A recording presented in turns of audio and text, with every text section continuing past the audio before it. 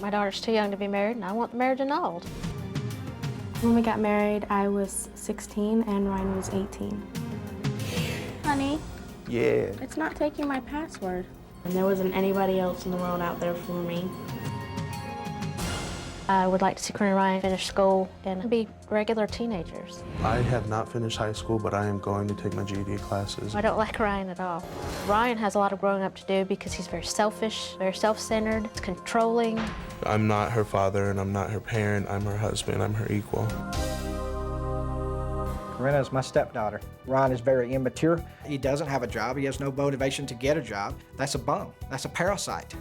Corinna has said to me several occasions, I'm not ready for this. This is not what I want. We were separated just for a little while. I kind of just needed to get my thoughts together, and I realized that I missed Ryan a lot. I came back in a hurry. Corinna has cheated on Ryan. I found out by reading her journal. Ryan and I have been faithful to each other.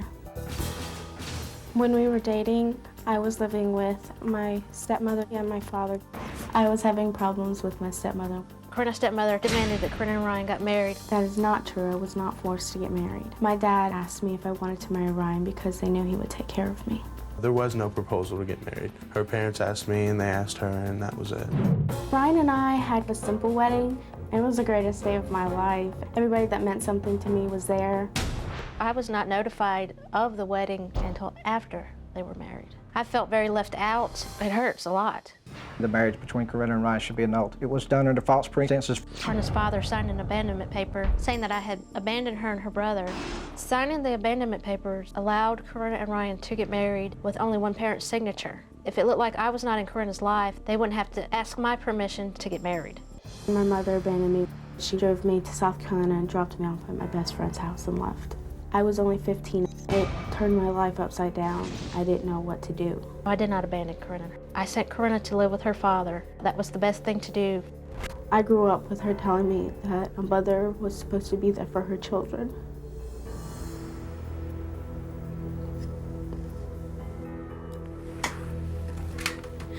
I'm so sorry. What do you think about that synopsis of, Well, I mean, you kind of see in your life on video there. How do you feel when you watch the overview? I feel kind of like they're not giving Ryan a chance because I do love Ryan.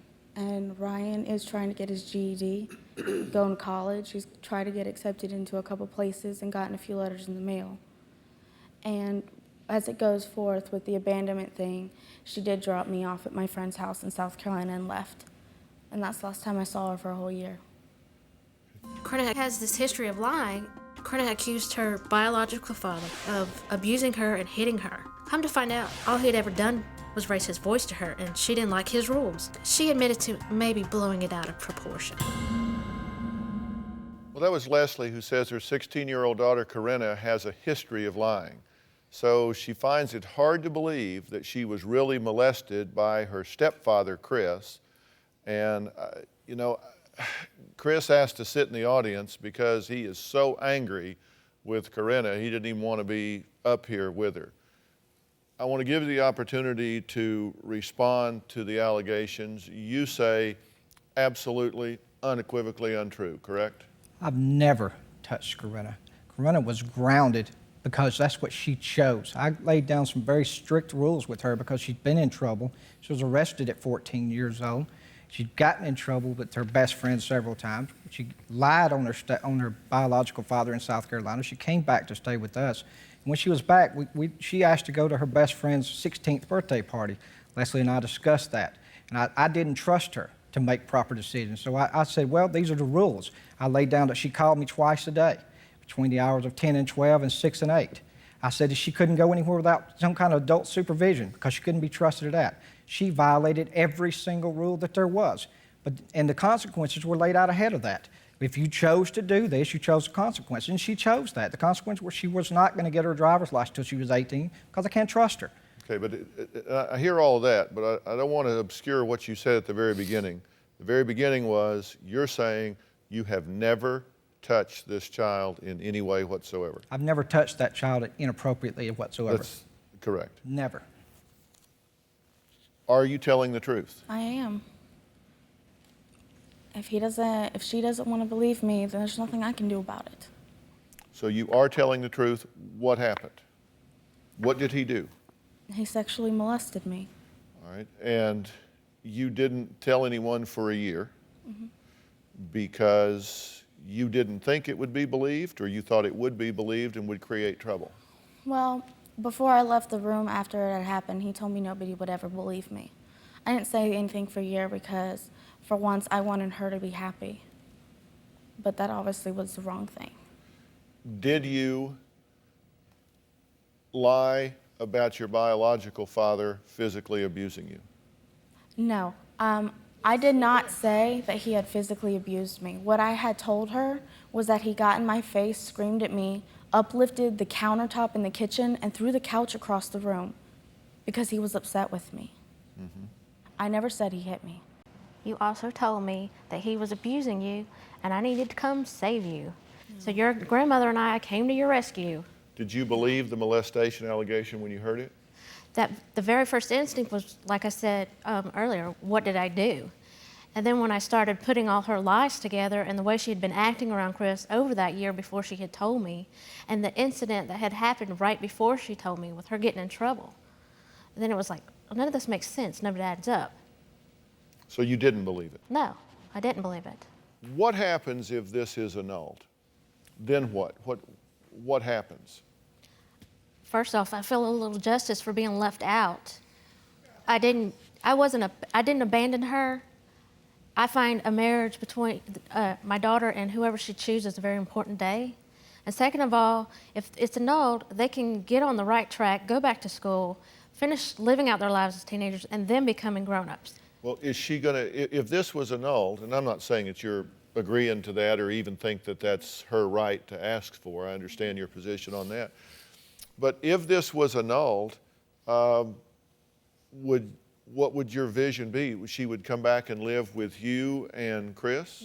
No, not after what they put us through the last time they visited. So what do you think? If you're her mother, and you would have to assert your right as her mother to institute annulment proceedings, then if that happens, then she's your responsibility. How would you plan to meet that?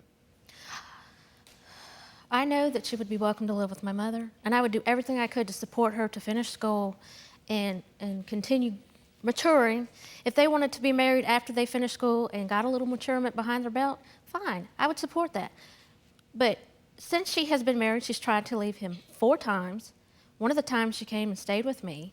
She was dating people while she was still legally married to him. So the whole "I've been faithful" is a big fat lie. Ryan has even told my husband that he knew Corinna was cheating on him. I've read her journal where she wrote it down, and then she tore the pages out when she found out I found out. If you're really serious about being married and you really seriously love the person you're with, you don't cheat on them. It doesn't matter how bad it gets. How many husbands have you cheated on? Come on, And name how them many out. of them cheated on me? Did that make it right? No. Did you still do it? She doesn't cheat on me. It doesn't make it right, though, does it? I had to grow up myself. So you just want to follow my path because I did it. That's a real good plan, Believe Corinna. me, I don't want to follow your path. Believe me. And you think you're not going anywhere near it by getting married at 16. And she said she got married because she wanted to do it for her father so he wouldn't get kicked out of the house. That's what she told me. Do you want to be married? Yes, I do. Have you confided in her that you didn't want to be married? When I was upset, I had told her I had second questions. Have you been unfaithful to Ryan? No, I have not. Are you concerned that she has not been straight with you about that? I believe her 100%. I know what went on, so you over there being all smart and everything. I know what really happened. So You don't know nothing. It's okay. You weren't there. If you think you know what happened, then why are you changing your story now that you're in front of Dr. Phil? My story. Yeah, you told Chris that you thought she had been cheating on you, and you knew it. And you knew with who. And now it's, I know what's going on, you need to shut your mouth. Okay. Am I wrong, though, to say that I know what's going on now? Well, what do you know, Ryan? What I know, you don't need to know. What I know is you can't do anything about our marriage whether you want to or not. Yes, I Bet can. on that. I can, because Go for what it. happened We will. was done illegally. Go for it. We're not in South Carolina. Go for it. You don't have to be in South Carolina. It's still illegal. He signed an affidavit, and so did she, saying I abandoned her. I didn't sign it, so And that I shows also- That's what you told me. Also, I'm I a want liar, to address remember? the fact Yeah, I that know he you was are. sleeping with her at 15 years old. She told that to her medical doctor. He was sleeping with her when she was 15 years old. He's And 18 years 18. old. I was 17 years old. That's not what you That's a told lie. I turned 18 a month before she turned 16. Pull the doctor's report and see. Yep. Well, so do you Because he even intend, admitted it to Chris that he was do sleeping with you her. intend to prosecute this? Yeah. Okay, so you intend to contact a lawyer, file annulment proceedings, and ask the authority to set aside the Dr. marriage? Phil, Corinne and I both visited a lawyer together to get it annulled. We found out that we had to go through Ohio. So her saying she wanted to be married, you know, that's another one of her, I think it Was fits the there a situation. time that you wanted to set this aside? The 3 weeks that Ryan and I were separated and I went back and stayed with her, yes. But like it says, I wanted to be with Ryan. Is being married the wrong thing for us right now? And should we just be friends and allies and supporters and pursue our goals, but on different paths? Are y'all willing to sit down and have that conversation between you, just alone, when you get back home? We've already had that conversation. Well, would you be willing to have it again? No. So you're not willing to even consider that this may not be the best option for you right now? We've already decided that this is the best option for us and this is what we want. What do you say about that? This is what we want. This is what I want, and I hope this is what she wants. I want to be married to Corinna, and I want to have her as my life partner. Well, that's why I'm saying you should sit down and see. Here's my point. I think you should always be willing to challenge anything, because if it won't withstand challenge, then you shouldn't do it. And if it will, if you have the conversation that I'm talking about, you might come away with some clarity on your goals, even more committed about what it means to be married instead of just being married, but what it means to be married, but to actually challenge that. And if what you're saying is true, then you'll come away and say, this is right for us. It's probably not right for most 16-year-olds, probably not right for most 18-year-olds, but for us in our life situation and given our options, this ain't a bad choice. I mean, that may be how you come away with it, but you've got to be willing to keep an open mind every step of the way.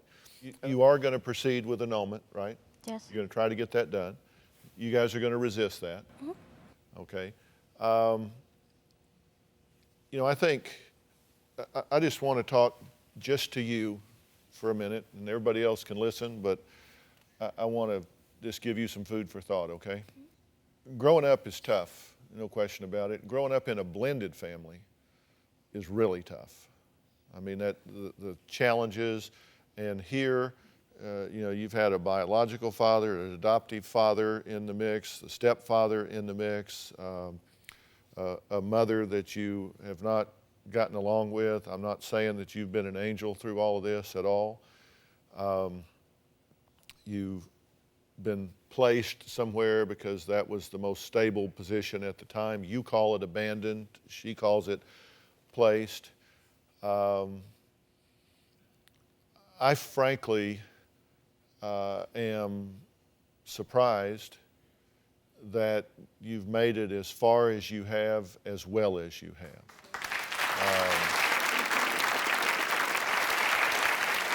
I'm going to offer counsel to y'all, and I want you to take it. I want you to take it. I want you to take it some by yourself, where you can go sit down and talk to somebody without anybody looking, anybody listening. He doesn't know what's going on. Mom doesn't know what's going on. Nobody knows what's going on. You can just have candid conversations in the strictest of confidentiality. So you have a place to kind of feel your way along. But it's important that you take care of yourself. And if you reach a point where you feel like you can begin some healing in this relationship, then I would want you to do that. Until you're not there now. You're certainly not there now, and you probably won't be in the near term. But that may come, and I hope that it does. I hope that it does. I think you acknowledge that you made a lot of bad decisions along the way during her childhood and all. I was a young mother, and I can look back now as I've matured and go, wow, that should have been totally different. Yeah, but you're not going to heal that with criticism. You're going to heal that with cooperation and creating a dialogue, and I'm going to try to help make that happen. Do you have a story or a question for me? Click the link in the description and tell me what in the world is going on.